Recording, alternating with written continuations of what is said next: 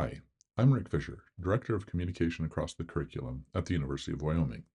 In this video, I'll share a framework for thinking about how to help students become more effective disciplinary communicators. I hope you'll come away from this video with a better understanding of the importance of ongoing writing and language assignments, no matter what your field or discipline is.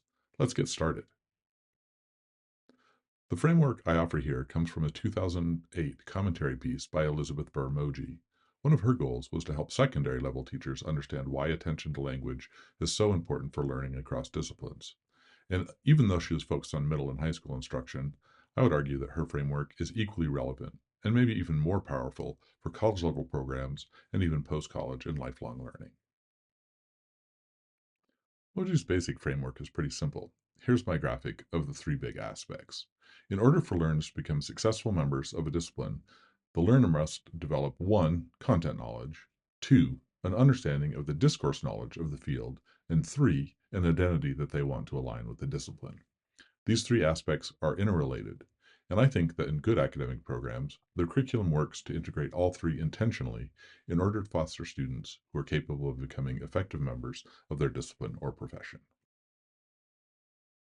By discourse knowledge, I mean the specific ways of thinking, writing, identifying and describing problems, reading and collecting data, evaluating evidence, and interacting with others that are considered appropriate for the field or discipline.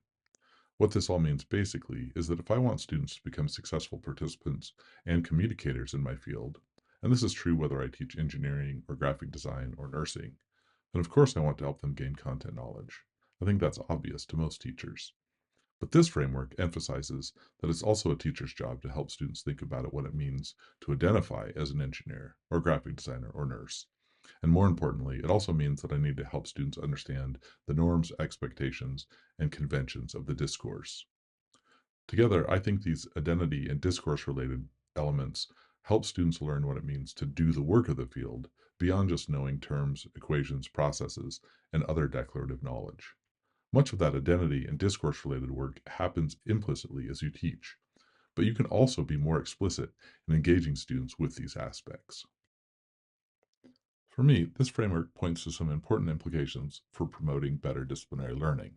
First, teaching content isn't enough. We know this already from watching Jeopardy! Having lots of content knowledge about physics or music does not make one a physicist or a musician. If we want to help students become participants in disciplines and professions, we have to teach them more than content knowledge. And I would argue we should try to accomplish this in most of the courses they take. Second, the concept of discourse knowledge emphasizes that different disciplines, and in fact all discourse groups, not just academic ones, have differing norms, conventions, and expectations for communicating. There's not a single universal rubric for good writing or good communication. Instead, students need ongoing help in understanding how to recognize and produce communication that aligns with the norms and expectations of specific disciplines, majors, and sometimes even specific courses within a major. Third, assigning students guided practice in writing and other communication tasks can offer an especially good way to help students not only wrangle with content knowledge, but also work with that content knowledge in ways that allow them to better understand the appropriate discourse and possible identities within the discipline. And finally, and hopefully this is obvious by now, people like me with a specialization in writing can do a lot to help students understand how to unpack specific expectations of a variety of different disciplines, professions, and other settings. But obviously, the person who knows best how to communicate like an engineer is the person working in the field, as long as they have adequate awareness of the disciplinary conventions and norms to help students understand those nuances. Let me give a couple examples of the way that discourse can differ across disciplines. First is narrative versus parenthetical citation.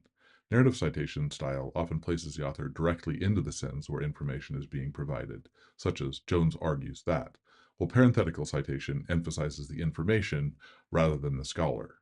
Neither of these is necessarily right or wrong. Second is thesis-driven versus hypothesis-driven writing style. This difference can have pretty major impacts on the way arguments are constructed. And again, neither style is necessarily right or wrong. Third is heading heavy or heading light design. The difference often has to do with assumptions about how an audience will read a specific kind of writing, including the amount of time they may spend reading. Heading-heavy design choice can also be an indication that a document is meant to serve different purposes for different kinds of readers who want to be able to skip sections not of direct relevance to their needs. So even though issues like citation format and headings can feel like they're just rules for writing, I hope you might recognize that these differences actually reveal some important values and assumptions about the appropriate ways of making meaning. In other words, these are not just rules for writing, but tiny little ways of reinforcing ways of thinking, valuing, and acting that differentiate one discipline from another. So, what's the takeaway from this video? I hope one thing you'll think about differently is the way that you approach content knowledge in your class or program. Here's the question I hope this video answers. Why, at least according to disciplinary literacy scholar Elizabeth Moji, shouldn't we just lecture and test students' content knowledge? Her framework suggests, I think, that good programs attend to content knowledge alongside discourse knowledge and possible identities that students may take on. Additionally, this framework also implies that the ability to participate in the discipline or profession, in other words, to do the work of a field, always means that students must learn how to do the language of the field as well. It's not enough for students to know key terms if they don't also know how those terms fit within the broader norms and conventions of interaction in the field.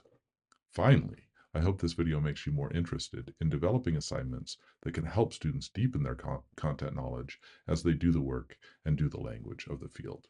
Thanks for watching.